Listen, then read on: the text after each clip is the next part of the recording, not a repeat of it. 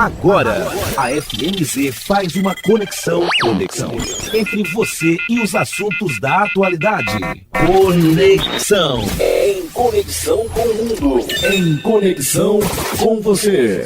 Conexão. Em conexão com o mundo. Em conexão com você. Programa Conexão. Apresentação e produção, Edésio Petterle. Trabalhos técnicos, Magno Nogueira.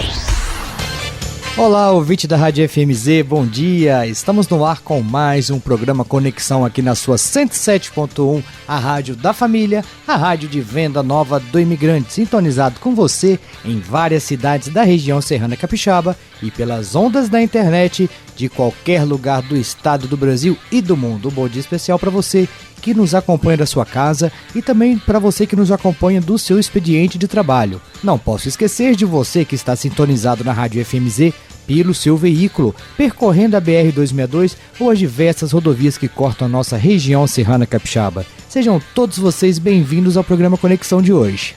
A depressão é considerada pela Organização Mundial da Saúde como o mal do século.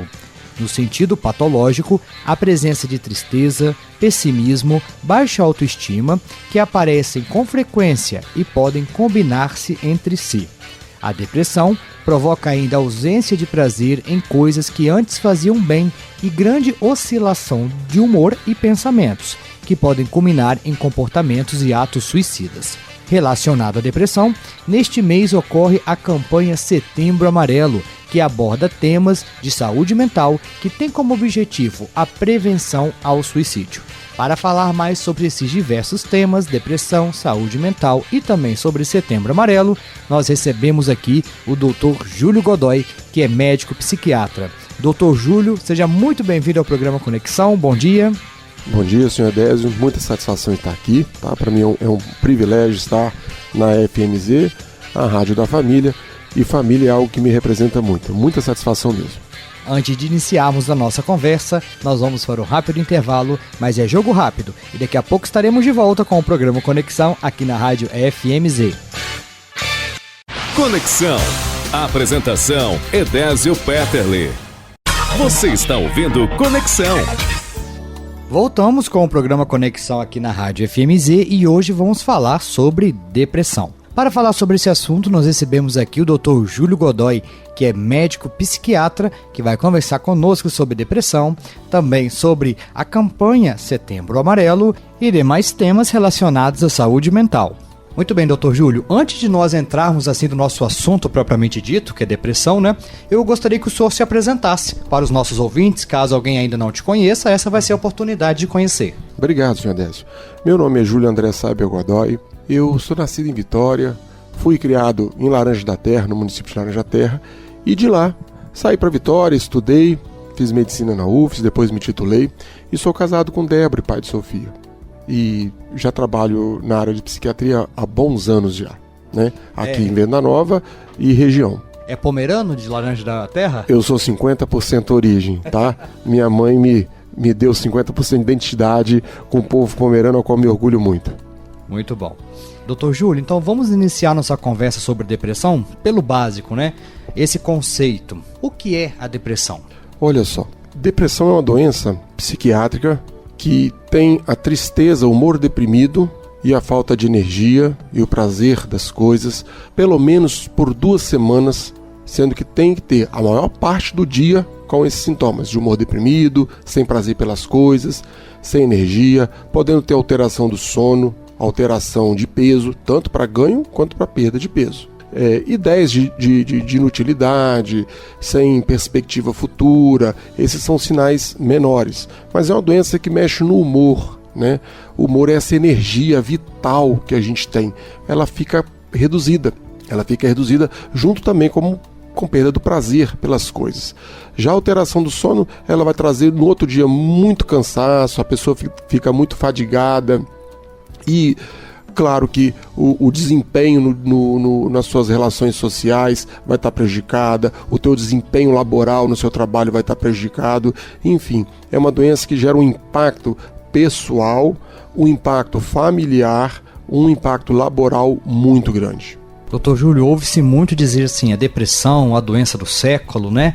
Trata-se de algo atual ou não? O início dela é muito tempo atrás? Qual é a idade da depressão? Bom, essa pergunta é boa, né? Eu nunca ouvi essa, qual a idade da depressão. Então, às vezes, a gente tem que ir nos relatos, né? Na Bíblia, em Eclesiastes, lá fala dessa forma: lembra-te do teu Criador nos dias de tua mocidade, antes que venham os maus tempos dos quais dirás, não tenho mais prazer. E aí eu falo para os ouvintes, né, da FMZ, que a doença que tira o prazer das coisas é a depressão. Eu acredito muito que Salomão, naquele momento, queria relatar algo sobre o humor. O humor dele estava mais para baixo, né? Eclesiastes é um livro que, em tese, é escrito com Salomão mais velho. Quando eu era menino, na 6ª série, 7ª série, né? Antigamente era série, não era ano. A gente estudava sobre a escravidão a escravidão da África para o Brasil, né?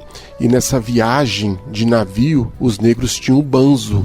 E eu aprendi como melancolia, né? Se alguém der um Google aí, algum ouvinte der um Google, der uma pesquisada, vai ver que o banzo nada mais é que a descrição de uma depressão severa, que as pessoas, os negros, preferiam, inclusive, se jogar ao mar, morrer, do que sentir esse sentimento de melancolia que era encontrado como banzo. Então, ao longo da história, vamos ter vários e vários casos de depressão. Não é uma coisa da atualidade. Entretanto, o nosso estilo de vida hoje, ele está preparado para uma boa saúde mental? Essa é uma pergunta interessante, né? Se a gente pega assim, vou pegar uma linha histórica, vamos pegar como referência a Revolução Industrial. Acho que foi 1850, se não falha a minha memória, tem muito tempo que eu não vejo isso. Você começa a ter o êxodo rural, as pessoas saem da zona rural e vêm para a cidade e começa um setor produtivo. Isso já dá um passo para deixar as pessoas trabalhando de uma forma mais firme, né? E as coisas tinham que rolar muito rápido. E a gente vai seguindo, nós passamos aí pela Primeira Guerra, Segunda Guerra Mundial, e nós vimos grandes revoluções na minha geração. Eu tenho 51 anos. E vejo que ultimamente a questão da revolução digital, através da internet, e eu não sei a idade do senhor Edésio, não precisa falar aqui, mas eu sou da época da internet de escada, né, que para abrir uma página era um Deus nos acuda. E hoje em dia o mundo digital ele entrou dentro da vida das pessoas. E de certa forma isso tem criado muito um ambiente favorável à ansiedade, favorável à depressão, porque as pessoas não perceberam que a coisa de maior valor para uma rede social é o tempo que aquela pessoa despende na rede social. Ninguém paga por Instagram para ver Instagram. Os outros que pagam pelo tempo do usuário. E infelizmente a percepção de como você enxerga uma rede social, um tempo pouco útil, isso acaba gerando desconfortos pessoais, né? Porque tem comparações, enfim, isso tudo tem crescido muito, os transtornos mentais, né? Se a gente pensar de uma forma geral. Não estou aqui para imputar às redes sociais todos os problemas mentais. Você vê que a gente está falando desde a Bíblia, desde Salomão, antes de Cristo, até agora. Doutor Júlio, assim, no senso comum, nós associamos depressão à tristeza. Se vimos alguém triste hoje, assim, cabisbaixo, tá depressivo, né? É o senso comum. Qual é a relação de depressão com tristeza, tristeza com depressão? Então vamos lá. É boa pergunta. Quando lançou o Prozac no mundo, foi a primeira fluoxetina. Eu era menino. Eu recordo que na Veja, na época tinha revistas, né? Agora é só eletrônica. Saiu na página amarela.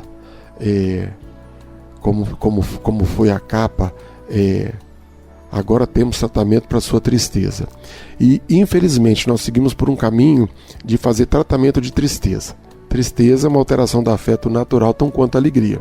Se eu parar ali na rua, colocar uma banquinha e colocar 2 cadeiras e perguntar, parar as pessoas para fazer uma pesquisa, quem tem tristeza, praticamente 100% das pessoas vão falar que tem tristeza. Então tristeza é algo do afeto que é normal. O que não é normal, ficar muito tempo na tristeza.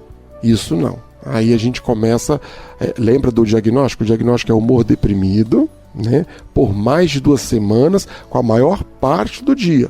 desde que assim não seja um luto, não seja uma reação de separação, né? Tem algumas coisas que você tem que excluir, né? Fui demitido. Poxa, não quer dizer que você tá em depressão porque você está triste. Por isso uma história clínica, uma boa conversa, você vai direcionar se isso é uma tristeza, se isso é uma depressão.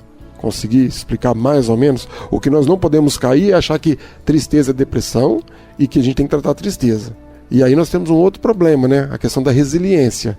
E aí eu falo do ponto de vista geracional, né? A geração Z, que é a geração mais virtual, essa questão da resiliência afetiva, ela é menor. Eles estão sofrendo muito mais do que a nossa geração. Muito mais. Por falta de resiliência, essa capacidade de enfrentamento das coisas. De entender que o não, que faz parte a gente receber dor, não tirar boas notas, não ter bom desempenho. Isso não é fim do mundo. Dr. Júlio, nós conseguimos apontar algumas causas da depressão? Olha, isso é uma questão que vai longe também, né? É multifatorial. Eu vou falar da questão genética, mas vou pedir a gentileza dos ouvintes da FMZ de não achar que tudo seja genético, né? Ter genética não significa que você vai ter doença, né? Mas tem um fator genético. Nós vamos ter fatores da primeira infância, fatores atuais, às vezes derrotas no seu dia a dia, frustrações no seu dia a dia, excesso de trabalho, né? Eu falei de rede social mais cedo, excesso de rede social também é um fator que influencia. A gente tem que enfiar isso tudo no liquidificador da vida, bate e vamos ver o que vai dar, tá? As causas são mais ou menos por aí, né? Existem outras questões que podem ser secundário, né? Quando a pessoa tem uma doença grave, infelizmente a gente está muito próximo da informação e toda hora a gente é bombardeado com informações negativas, né? O tempo geopolítico do mundo hoje não está tão legal, né? Nós passamos por uma pandemia recentemente que gerou um quadro de apreensão e medo muito intenso. Então são tudo assim, circunstâncias que vão engatilhando, até sair o disparo. E o disparo é a doença. Certo, Dr. Júlio, nós vamos dar uma pausa agora na nossa conversa, vamos para um rápido intervalo, mas é rapidinho, daqui a pouco a gente volta para falar sobre o tratamento da depressão. É jogo rápido, daqui a pouco a gente está de volta com o programa Conexão aqui na Rádio FMZ. Conexão. Apresentação: Edésio Petterle. Voltamos com o programa Conexão aqui na Rádio FMZ e hoje estamos falando sobre depressão, Setembro Amarelo e saúde mental. Para falar sobre esses assuntos, nós recebemos aqui o Dr. Júlio Godoy, que é médico psiquiatra. E Dr. Júlio, a partir de um diagnóstico da depressão, quais seriam assim as principais abordagens de tratamento? Olha, uma vez tendo o diagnóstico, que pode ser dado por um médico clínico, pode ser dado por um médico psiquiatra, a gente tem que partir para um planejamento terapêutico. Nós temos, de forma bem resumida, 3 abordagens. Só medicamento, só terapia, que é feito por psicólogos, e o padrão ouro, fazer medicação e psicoterapia. Dessa forma, a gente ajusta a neuroquímica cerebral.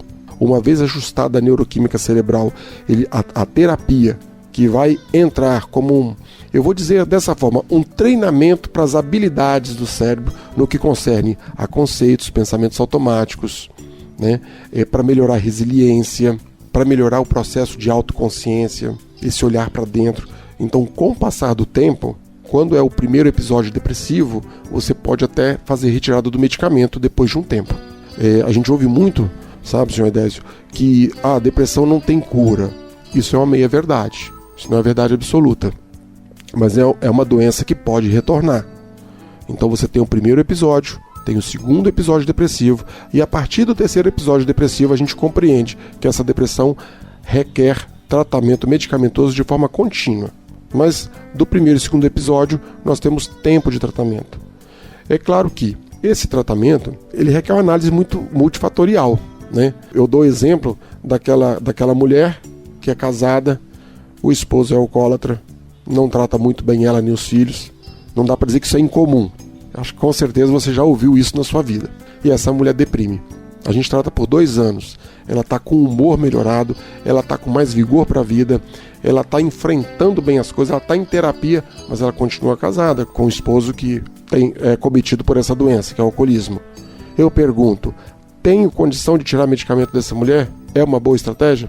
É uma questão a se pensar, né? Então, tem tratamento, tem abordagem medicamentosa, de psicoterapia, e o ideal que sejam as duas. Entretanto, entender a psicodinâmica daquele indivíduo é importante no planejamento terapêutico dele. E se nós formos falar em prevenção, Dr. Júlio, é possível prevenir a depressão? Como ter aí uma boa saúde mental? Então, essa parte é super legal também, né? E ela não é complexa. Eu costumo dizer que se eu tentar aplicar um conceito de felicidade e um conceito que seja de uma ordem assim, para pegar mais pessoas, eu vou falar que felicidade é quando a pessoa respeita os seus princípios, né? Respeita a sua infância, a sua natureza, a sua essência. Dito isso, uma boa saúde mental passa por bom ambiente de trabalho, bom relacionamento interpessoal dentro da família, a prática de esportes. Gostaria de reafirmar aos ouvintes da FMZ da importância dos exercícios físicos. Eu falo de forma brincando, tá, gente? Pelo amor de Deus, isso não existe, que é a vitamina M. Né? A vitamina M ela ajuda na prevenção da ansiedade, a vitamina M ajuda na prevenção da depressão, de outros transtornos, ajuda o coração, ajuda a evitar infarto, AVC, ajuda o intestino, a pele, para as mulheres isso é importante, a pele, e essa vitamina chama-se músculo. Músculo tem que ser ativado, né? Então, esportes coletivos, esportes individuais, caminhada. Gente, caminhada é democrático e é de graça. Desde que você ande em caminhos públicos, ninguém vai te cobrar para caminhar, né? E o ar também é de graça. Pilates, enfim, coloquem os músculos para ser ativados. Em relação à prevenção, dentro da alimentação, uma alimentação multicolorida, utilize cores como referência e proteínas, né? A gente não pode esquecer das proteínas. São muito importantes, nós temos aí aminoácidos importantes na formação aí da serotonina, por exemplo, que a gente tem que entrar pela boca. Então, se a gente fala em prevenção, nós estamos falando de alimentação, exercícios físicos, que eu brinquei que é a vitamina M, né? A questão da psicodinâmica no trabalho, na família, nas relações interpessoais, e não esquecer de grupos de pertencimento positivos, tá, gente? Grupos de pertencimento, doutor, e o que seria isso? Bom, vamos lá. Grupos de pertencimento são grupos de pessoas que tenham a mesma identificação, né? Então a gente vai ter a turma do futebol, do meio de semana, do final de semana, da bocha, o grupo que vai fazer o pedal no final de semana, que vai fazer uma trilha de moto. E quando eu falo positivos, que tem que ser grupos que te acrescentam, que te agreguem, né? Você não vai lá para sair de cara fechada, você tem que sair sorrindo. Tem que ser algo que você vai ter uma descarga adrenérgica, né, nas nossas adrenalinas naturais, que vão fazer bem pra gente. O grupo lá da academia, o grupo de vôlei. Então os grupos... tô acabando de esquecer aqui. A gente vai falando aqui, é a primeira vez que a gente fala na rádio, a gente fica meio nervoso, né? O grupo da igreja, gente. Olha só, tô dormindo no ponto aqui, logo eu. Não podemos esquecer dos grupos da igreja, e não só isso, da nossa ligação espiritual com Deus, né? Isso tem uma influência, um impacto positivo, né? Quando a gente tem essa ligação com Deus, nesse religare, e não só na saúde mental, mas todo o corpo, né? A parte cardiovascular, a parte intestinal. É uma coisa impressionante como que a fé das pessoas impactam positivamente na saúde de uma forma global, não só a saúde mental. E, doutor Júlio, nós estamos falando assim da pessoa, né, com depressão, sintomas, da pessoa com depressão, sintomas, prevenção, causas. E agora, doutor, como lidar com a pessoa com depressão, né? A gente falou de senso comum ali atrás, e outro senso comum é falar assim, depressão é frescura, né? É falta de fé, né? É falta de Deus. Então, assim, como ajudar de fato quem está com depressão ao nosso lado? Excelente pergunta, senhor Edésio. Veja bem, eu vou falar assim, até com uma certa tristeza, que algumas pessoas nem acreditam que depressão existe. Tanto existe que de vez em quando na comunidade a gente ouve que pessoas tiram a própria vida, cometem suicídio. Ninguém escolhe suicídio, ninguém vira para você e fala: Edésio, eu resolvi que eu vou sair da entrevista aqui, do programa, e vou ali embaixo matar. As coisas não são bem assim, né? É muito importante a participação da família no auxílio dessa pessoa, ela tem uma doença. O que é difícil a aceitação do transtorno mental como um todo é porque você não vê a materialidade. Nós conseguimos ver alterações. Vamos dizer, a família consegue perceber que o adolescente, que o pai de família, que a mãe, que a avó, ele ficou mais murchinho, mais quieto no canto, está conversando menos, está alimentando menos. Nós temos uma materialidade visual, né? E às vezes até física mesmo, porque está perdendo peso. Aquela pessoa que ia na igreja e parou de ir na igreja. Mas os sentimentos internos, que são próprios da pessoa, ele não consegue, não adianta fazer uma tomografia, uma ressonância, um exame de sangue, isso não sai. É diferente de uma pessoa que está ali na rua, tropeça, cai, bate com o braço no chão, você faz um raio-x e você vê uma fratura. Então você vê uma materialidade diagnóstica. Então você analisa um raio-x e fala, você crava, tem uma fratura no antebraço desse indivíduo. E a depressão, como é que faz essa materialidade? Então nós temos os sinais indiretos, que a pessoa muda o comportamento, né? O trabalho já não é mais a mesma coisa. Mas quando a pessoa fala, eu estou sofrendo, como é que você mede isso? E, infelizmente, não, graças a Deus não são todos, tá? Mas acontece das pessoas não acreditarem, achar que é falta de Deus, é falta de trabalho, do que fazer. Isso não contribui em nada. A melhor abordagem que uma família pode ajudar a pessoa que está enferma dessa doença é estar ao lado. Fazer processo de escuta, quão é importante. Em tempos digitais, onde uma família fica na sala com a TV ligada e com todo mundo com seu aparelho de telefone, nas suas redes sociais, onde se mal dá um bom dia ou uma boa noite, a comunicação, um diálogo bom, aberto, o quanto é importante. E, Edésio, o agradecimento é uma coisa que ficou meio demodê, sabe? As pessoas não chegam em casa e agradecem pela esposa, não reconhecem as qualidades. Cara, para quem está em depressão, quando você chega e fala, olha, você está mal hoje, você vai melhorar. Você está com um pensamento pessimista em relação ao futuro. E aí, isso eu falo que eu faço isso em consultório. E as suas qualidades? Você está perdendo as suas virtudes? O deprimido, ele esquece que ele é uma pessoa que tem virtude e que ele é importante para as pessoas. E por outro lado, a família tem que reconhecer essa importância e valorizar. Porque é o momento. Depressão, no geral, tem tratamento e tratamento que funciona. Então a família tem que estar ao lado. E a sociedade também, né? Certo, doutor Júlio, nós vamos para mais um intervalo e daqui um pouquinho a gente volta com o programa Conexão aqui na Rádio FMZ. Conexão, em conexão com o mundo, em conexão com você. Conexão, apresentação Edésio Petterle. Estamos de volta com o programa Conexão aqui na Rádio FMZ e hoje estamos falando sobre depressão, também sobre saúde mental e a campanha Setembro Amarelo. Para falar sobre esses assuntos, nós recebemos aqui o Dr. Júlio Godoy, que é médico psiquiatra. Dr. Júlio, na sua vivência aí, né, no consultório, no dia a dia, o número de jovens deprimidos com depressão, esse número ele tem aumentado, esse número está estável, não é significativo? Eu queria que o senhor falasse agora focado no jovem. Tá, vamos lá. Eu tenho 51 anos, mas eu sou jovem, hein? Ah, claro, com certeza. Eu sou jovem. Vamos definir a faixa etária de 18 anos até 18 anos. Até 18 anos. Mas vamos lá. Quando eu era jovem, então, as coisas aconteciam, mas a gente não sabia nem o que era, né?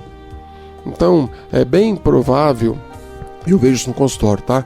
Que alguns rádio ouvintes que estão lá do outro lado, né? Que estão em depressão, começaram a depressão lá embaixo na idade. Bem jovem. Tem sim tido um crescimento. Eu também tenho especialização. Eu não sou médico especialista, mas tenho especialização em infância e adolescência, então eu recebo muito essas crianças. A questão da depressão tem crescido, os transtornos de ansiedade muito mais, transtornos de déficit de atenção e hiperatividade, bastante, e o autismo, que hoje é algo que está crescendo muito, né? Até uma das questões que, às vezes, eu sou não da velha guarda da área médica, mas também não me acho recém-formado, são 26 anos, eu vou me chamar de média guarda, né? Já que tem a velha, tem a nova, eu vou colocar com a média guarda, né? Me assusta um pouco esse crescimento exponencial de diagnósticos de autismo. Às vezes eu questiono alguns. Dr. Júlio, o senhor citou, né, crescimento do número de diagnóstico de autismo, certo? Quais são os critérios para chegar até esse diagnóstico? Então, a área médica, ela vem fazendo sistematizações diagnósticas, né? Então hoje nós temos o DSM-5, que é uma classificação americana e que é usada em pesquisas. E temos o CID-10, que é a classificação de doenças da Organização Mundial de Saúde e que está para 2025, janeiro, passar para o CID-11. Eu acredito que esse aumento exponencial do autismo é também porque os critérios diagnósticos do DSM-5 foram mais alargados, né? Então, quando você consegue colocar mais sinais e sintomas, você aumenta o número de diagnósticos, né?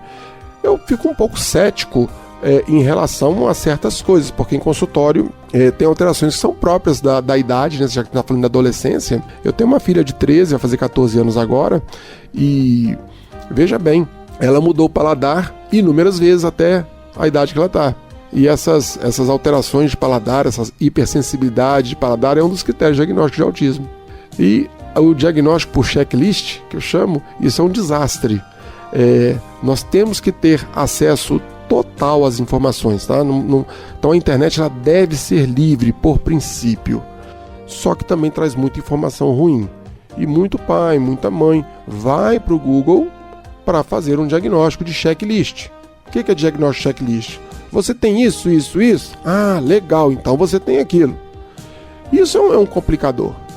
Isso é um complicador. Se a gente pensa no autismo em específico, é uma doença do neurodesenvolvimento, ela vai vir lá da formação dos folhetos embrionários. Quer dizer, não é nem um bebê formado ainda.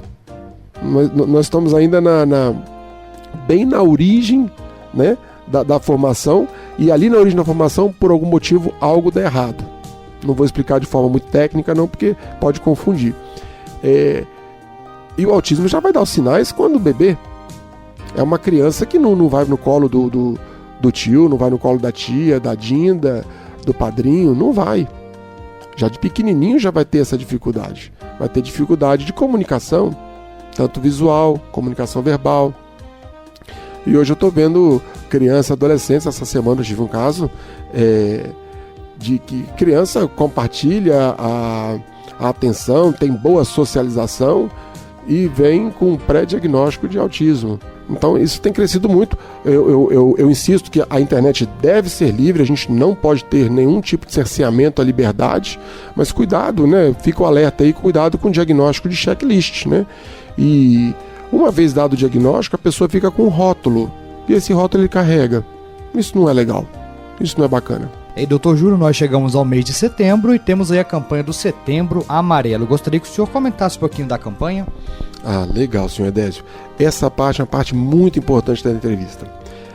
Setembro, no dia 10, é o dia oficial, né, do Dia Mundial de Prevenção ao Suicídio. A Associação Brasileira de Psiquiatria, desde 2013, junto ao Conselho Federal de Medicina, já encampa esse projeto, né?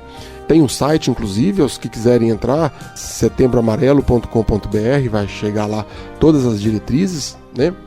E o lema é: se precisar, peça ajuda.